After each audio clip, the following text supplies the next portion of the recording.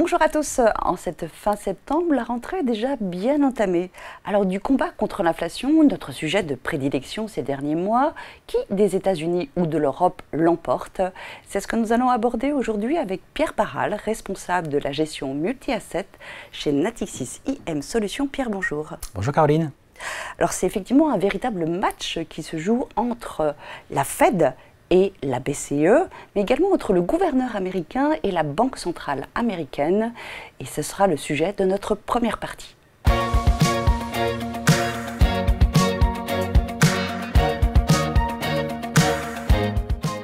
Alors je vais commencer par une question, effectivement, par rapport à ce match. Est-ce que la Fed, elle, a gagné son pari de l'atterrissage en douceur ?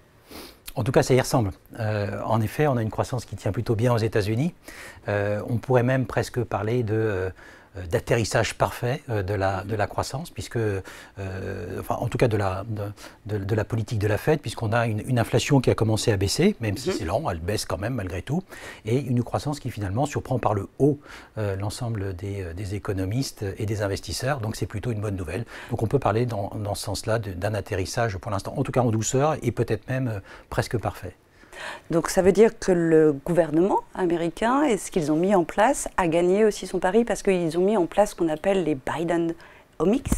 Les Bidenomics. Et du coup, ça vient favoriser cet atterrissage en douceur. En effet, l'IRA, l'Inflation Reduction Act, qui est un programme d'investissement massif aux États-Unis sur le sol américain, qui produit des effets très positifs sur la croissance, qui produit des effets du coup sur l'emploi également. Et ça, c'est un phénomène qui vient quelque part contrarier ce que cherche à faire la Fed depuis plusieurs mois, c'est-à-dire de refroidir la machine économique, d'essayer de ralentir la progression de l'emploi, voire dégrader même les conditions de l'emploi pour éviter, on le sait, que les hausses de salaire ne prennent trop le pas sur le... Oui, eux recherchaient presque la récession en fait.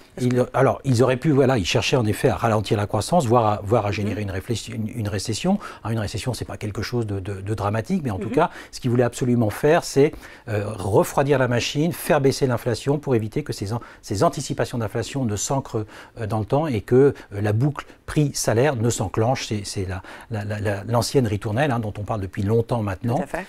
C'est ce que pour l'instant ils auraient peut-être réussi à faire, sauf qu'en effet, ces Bidenomics viennent un petit peu contrarier leur plan, et tout ça fait décaler dans le temps quelque part le moment où la Fed pourra commencer à rassurer les marchés en disant qu'elle pourra commencer à éventuellement redesserrer sa politique monétaire.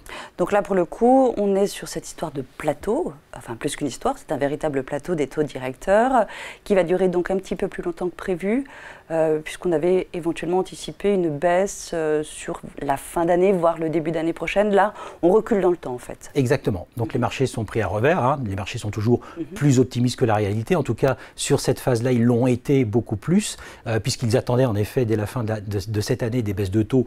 On en est très loin, il n'y aura pas de baisse de taux du côté de la Fed, ni ailleurs d'ailleurs sur des taux d'intérêt aux États-Unis. On est dans la phase 2 en fait de la politique monétaire. La première phase, c'était la remontée brutale des taux d'intérêt. On entre, vous l'avez dit, sur ce plateau qui va probablement durer pour le coup plus longtemps que prévu, pour les raisons que je viens d'évoquer, jusqu'à la troisième phase, qui sera la phase de détente verbale dans un premier temps, où la Fed pourra commencer à rassurer les marchés sur sa proposition future de commencer à baisser les taux. Mais pour l'instant, on n'en est pas là. Sur les marchés financiers, aujourd'hui aux États-Unis, on anticipe les premières baisses de taux, probablement pas avant le mois de juin 2024 de l'année prochaine. Donc, vous voyez, on est encore loin de ce qui était prévu il y a encore quelques temps. Donc, les marchés sont surpris, les marchés sont pris à revers, et les taux sont en train de remonter, on l'a vu récemment.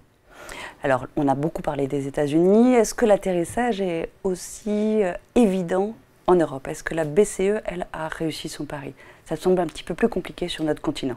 Oui, c'est plus compliqué évidemment parce que, encore une fois, l'Europe a mis du temps avant de s'engager également dans une politique, dans un policy mix, en tout cas comme le font les États-Unis aujourd'hui. On en parle seulement aujourd'hui en Europe. La France a commencé à en parler avec les déclarations du président Macron ces jours-ci. Il y a des velléités d'engager des programmes de dépenses budgétaires et d'investissement massif en Europe, mais pour l'instant, ça ne sont que des intentions tension, alors qu'aux États-Unis, on est déjà dans le dans l'action, c'est déjà mis en place. Depuis un petit moment. Donc on se retrouve dans une situation où la BCE a été obligée de remonter ses taux brutalement. Oui, on s'est quitté lors du dernier Décrypte Hebdo. On attendait en fait ce qu'elle allait faire. Donc là, on est sur une nouvelle augmentation.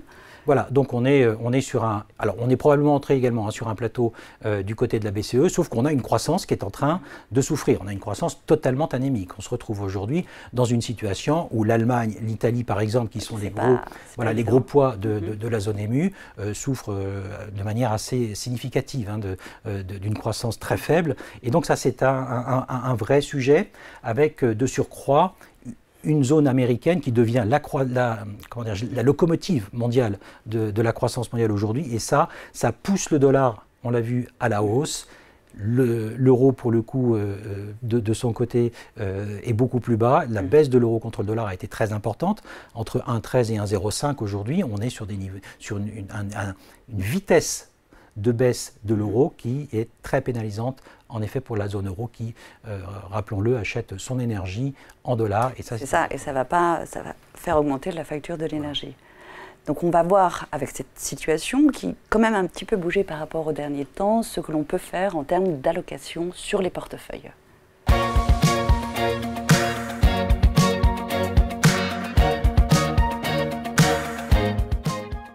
Donc effectivement, cette situation qui prend un petit peu plus de temps sur les orientations qu'on avait anticipées jusqu'à maintenant, quelles conséquences ça a sur les allocations? Est-ce que vous êtes resté sur légèrement sous-pondéré au niveau du marché actions et avec une pondération positive sur les classes d'actifs obligataires? Est-ce qu'on maintient ceci aujourd'hui? Oui, alors on a été obligé de manger un petit peu notre chapeau parce qu'on était surpris, comme beaucoup, de ce que nous venons de préciser sur la longévité en fait, et la reprise de la croissance américaine, de sa vigueur en tout cas. Donc, en fait, aujourd'hui, on est dans une situation où eh bien, les courbes des taux dont on parle beaucoup, qui sont totalement inversées, c'est-à-dire qu'on a des taux à 2 ans, des taux courts, qui sont supérieurs aux taux à long terme, sont en train de se désinverser progressivement.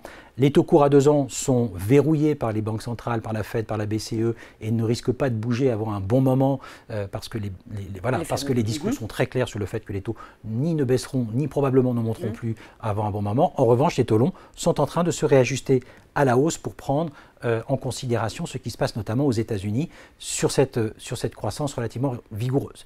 Donc on se retrouve dans une situation où être long d'obligataire aujourd'hui dans les portefeuilles, eh bien, coûte, tout simplement, parce que les taux longs sont en train de remonter progressivement. On a dépassé à nouveau... Une baisse de la valeur. Voilà, et donc une baisse de la valeur des prix des obligations. Donc être long de ces obligations coûte dans les portefeuilles. Nous avions, nous, pour principe de vouloir profiter de cette remontée des taux longs progressive pour accumuler de la duration, c'est-à-dire de la sensibilité au marché obligataire dans nos portefeuilles. Aujourd'hui, on a plutôt tendance à revenir à la neutralité, c'est-à-dire se remettre au niveau de nos indices de référence, ne plus avoir de position très marquée sur le marché obligataire, en attendant que les choses soient plus claires sur le moment où les banques centrales vont pouvoir commencer à rassurer les marchés sur une probable baisse de taux. Donc on n'en est pas là aujourd'hui, donc on préfère se remettre à la neutralité. Donc problématique de timing, donc là on patiente. On va patienter. La prochaine décision des banques centrales. Exactement. Sur les actions, pour le coup, nous étions négatifs sur les actions, nous le restons. On reste encore négatif sur les actions et pour le moment, force est de constater, en tout cas pour le mois de septembre, que les actions ont plutôt commencé à corriger. C'est un mouvement qui pourrait se prolonger, notamment en Europe, et même plus certainement en Europe qu'aux États-Unis d'ailleurs. Et nous sous-pondérons de ce fait-là la zone émue dans nos portefeuilles. Pourquoi? Parce qu'on est dans une situation en Europe extrêmement complexe où la BCE, je le disais, est dans une sorte de corner, ne peut pas baisser ses taux, ne peut pas continuer à les monter parce que la croissance est en train de marquer de très forts signes de ralentissement. Et donc on se retrouve dans une situation où une croissance anémique avec une inflation core, j'insiste là-dessus, qui reste relativement élevée, eh bien, est une situation qui, pour les deux classes d'actifs, qu'elles soient actions ou obligataires, n'est pas forcément bonne, en tout cas à court terme pour le moment. Donc on reste à l'abri de ces deux classes d'actifs en sous-pondérant les actions, en restant plutôt neutre sur le marché obligataire. Et ce qu'on va vendre sur le marché obligataire, eh bien, on va le placer sur des taux monétaires qui, pour le coup, eux, sont bien remontés, donnent de la valeur aujourd'hui, même en taux réel, se rapprochent de quelque chose d'assez satisfaisant et vont nous permettre de patienter jusqu'à ce qu'on y voit plus clair. Merci beaucoup, Pierre. Merci, Caroline. Merci à tous de nous avoir suivis. Donc on comprend que le pari semble gagner du côté des États-Unis. C'est moins évident du côté européen. Les allocations seront donc à suivre tout au long des émissions que nous mènerons. Je vous dis donc à très bientôt.